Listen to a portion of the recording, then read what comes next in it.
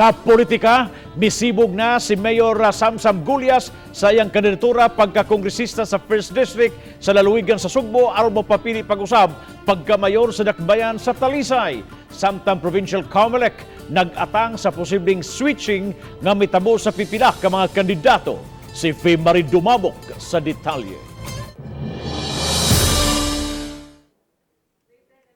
Sa wala pa mangabli ang Provincial Comelec, miabot na si Talisay City Mayor Samsam Gullas aron pagsangat sa iyang withdrawal sa iyang Certificate of Candidacy pagka-kongresista sa 1st District. Ang iyang asawa si Gullas may naa sa withdrawal statement sa mayor nga muhulip kaniya.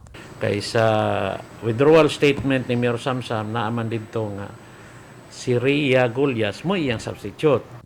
Alas 9:59 ganihang buntag, miabot si Gullas uban siyang asawa aron maduso sa mayor ang iyang Certificate of Candidacy aron magpapili pag-usab sa katungdanan.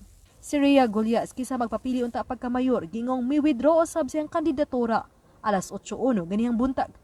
Si Ma'am Rhea, who filed for her COC for mayor, diri sa ato filed also a withdrawal. Samtang nalantawan usab ni Attorney Lionel Marco Castellano, Provincial Election Supervisor, nga posibleng mahitabog gyud ang mga switching sa mga kandidato. Nga mag-switch, naasig na apay mag-switch kay kining sa abag from day for governor, vice governor. Kay